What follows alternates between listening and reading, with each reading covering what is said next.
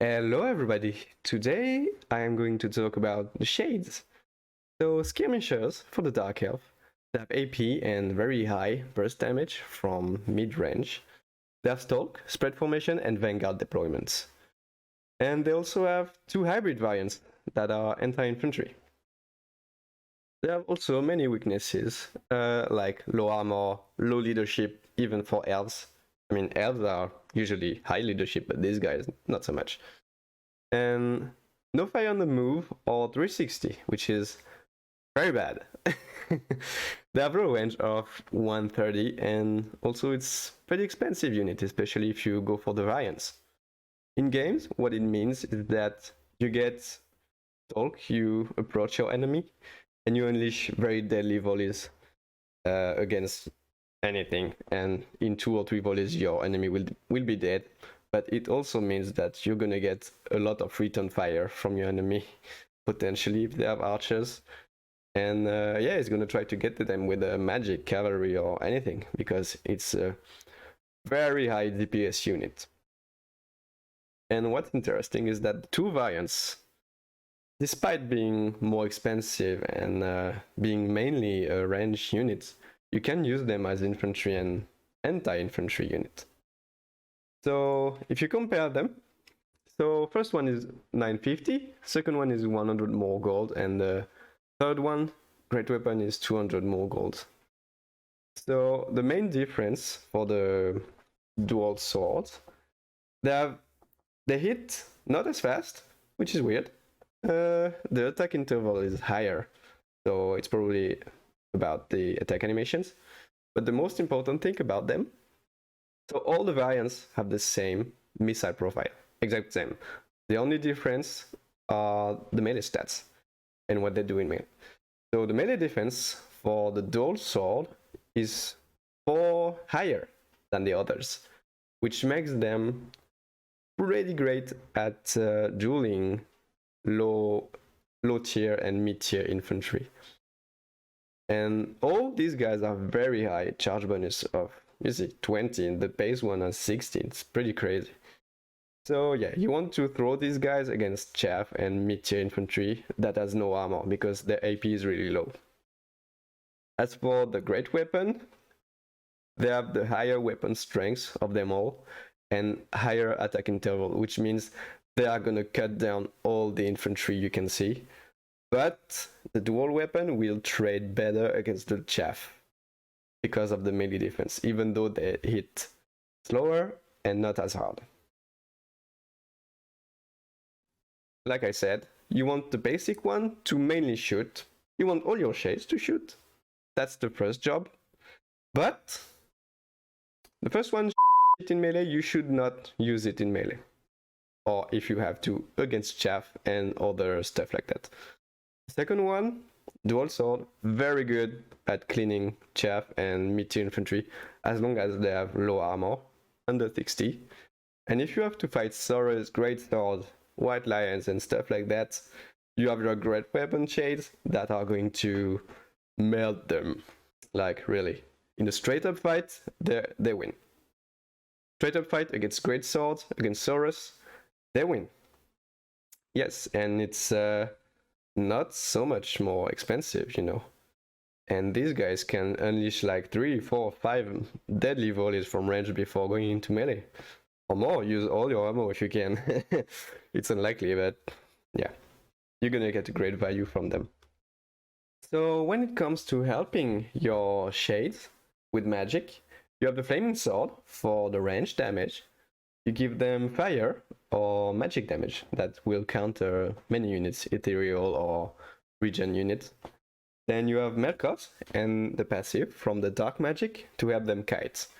You have 42 speed from the start, and if you use the passive with the spells, you know, you get to 46 speed, which is very good. So you can shoot, run back, and slow your enemy. The problem is that you don't have 360, and your archers will have to turn, shoot, and it takes a lot of time. So yeah, kiting with shades is not easy. Then you have, for the melee buff, you have Cascading Fire Cloak, very useful if you take the fire magic. If you take Dark, you will have Infilbring Foe and Occam Mindraiser, and that will also give them magic damage. If you go for the Beast, you will have the Pence Impenetrable Pelt and the Wisan Wild Form. If you go for the Dark, also pretty interesting with the passive. If you take the basic or the dual weapon shades, you will have the minus 15 armor on the passive when you use any spell. So here you can use the Word of Pain. As for the matchups, interestingly enough, the basic shade are, you can use them like everywhere, you know. Since it's mainly just for range damage, there is no... If you don't feel like you want to use them in melee, you can just take the shades as skirmishers, purely skirmishers. You shoot all game until you die. And so you can use them pretty much everywhere. But then I still recommend in a few matchups that the other two might be better, you know. Like here, you can see the list, and especially for Dawi, it's like super obvious. You just take the great weapons one. You shoot all game, and then whenever you either don't have ammo or you can charge into Dawi, your great weapon will just kill everything. And even the dual weapon will do very well, unless they are fighting something with very high armor. So yeah, like if you want to kite the green skins, you can do it with the two basic shades, basic and the dual weapon. Like, do not take the great weapon if you want to kite green skins, because the only thing you want to fight with them in melee are going to be Black Orcs, and Black Orcs you are going to kill them from range, you know. So it's just example, and yeah, I rate all the matchups for them, and you can make an idea for yourself in where you want to use them. Like again, you know, Coast, pretty obvious one. For me, the best pick here is the dual weapon, because they are gonna have to fight dogs, zombies, bats, and yeah, the gun bats, they have large. Sadly, you cannot have the bonus of infantry against them. So yeah, here are for the matchups. So possible placement for your shades in your armies, you know, you have them right behind your front line, like basic archers, you know. Treat them like normal archers, it's just that they will be hidden for the most part. Like whenever you see a big target, you just go for it, you know. They have a big spread on their missiles, and the only thing they don't want to shoot is something very small, like character on foot. That's it. So interesting also when you have the Murderous Prize. They will hit faster with the missiles, but they will also get a lot more charge bonus and leadership. So you can totally, if it's especially if it's endgame and you have used all your ammos and everything, just go for the melee fight. They can potentially shoot at small targets like horses and still do a lot of damage, even though they are not the most accurate of archers.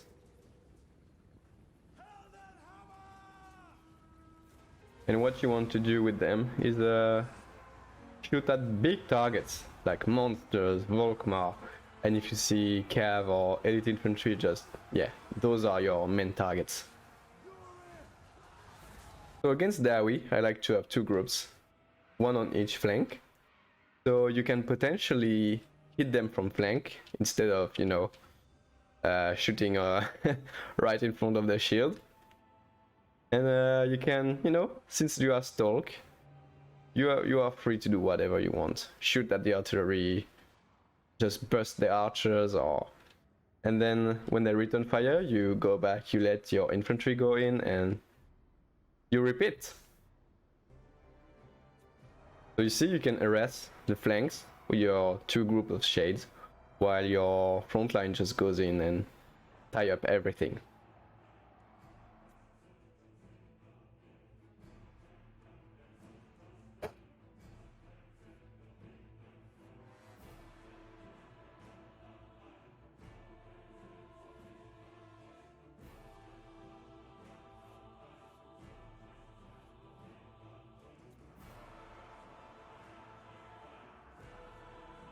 So here I even threw a unit of shades in the mix because I was running out of infantry, and these guys were still going to do very well against his infantry. And here I charged. I saw the Longbeards coming. I had the Murderous Prowess, Great Sword of Shades, and boom, you just go straight into the fight.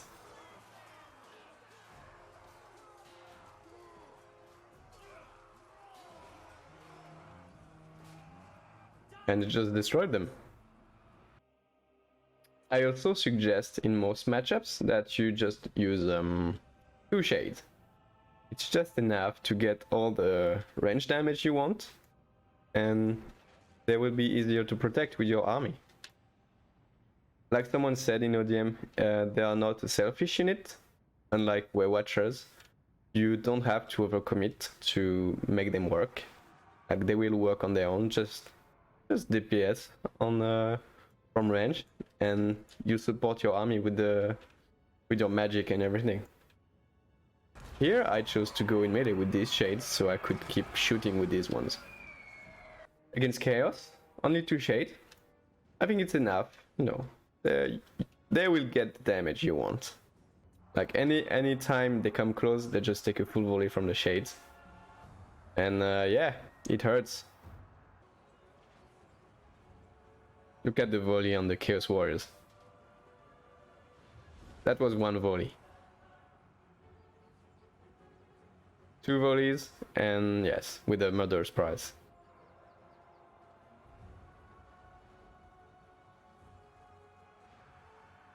The dragon is being pretty reckless. So he doesn't know the shades are here. And I advance, and look at what's coming.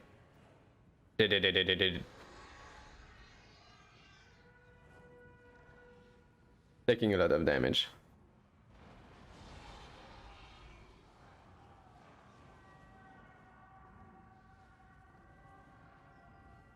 Like the dragon lost half of his health after 2 volleys. You have to help your shades getting rid of the archers first with Malekith, your magic, or harpies, cav, whatever you can, so your shade don't get focused down. So the spread is pretty big, and if you have like your cav surrounding a big monster like this, you are going to do a lot of friendly fire. But the monster will die. So as a conclusion, I'd like to say that shades are a pretty good unit. I would say average. And you should stick to the basic version most of the time, especially if you don't think that you can have the awareness of going into melee with your archers. But I have to say that the 2 versions, the 2 variants, have very good matchups, and you can potentially, yeah, make great use of these 2, who are a lot more superior to the basic ones. So good luck in your games with your shades. Let me know what you think of them, and I will see you soon with a new video. And of course, let me know in the comments which units you would like me to cover. All right, see you guys.